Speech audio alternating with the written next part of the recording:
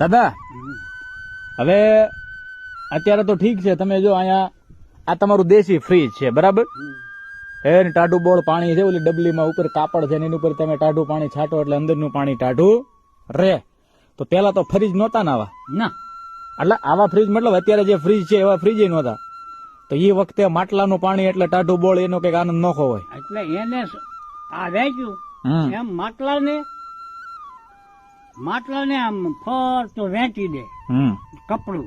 હા જાડું હોય, પાતળું નહીં. હા જાડું હોય એટલે પાણી આમ આમ પાણી અંદર શોષાયેલું રે. હા અને ઈ ઠંડુ પાણી પીવો તમને કોઈ દી કઈ થાય નહીં.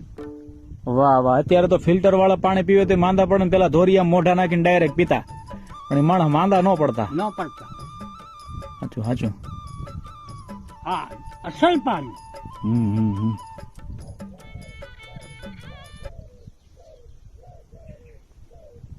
દાદા ઉપર હોલો બોલે જો, હા હોલો બોલે, બીજી ત્રીજી ચકલીઓ બોલે, ખીચકોલા છે. આ બધી પ્રકૃતિનો એક આનંદ છે. કાં દાદા, પ્રકૃતિના ખોળે જીવન જીવવાની કઈક મજા નોખી છે.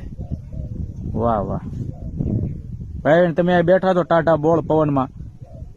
હે દાદા, હે તમે આ ટાટા બોળ પવનમાં બેઠા છો, બીજી કઈ ચિંતા ખરી? ના દાદા કરે ને ચિંતા અમારી.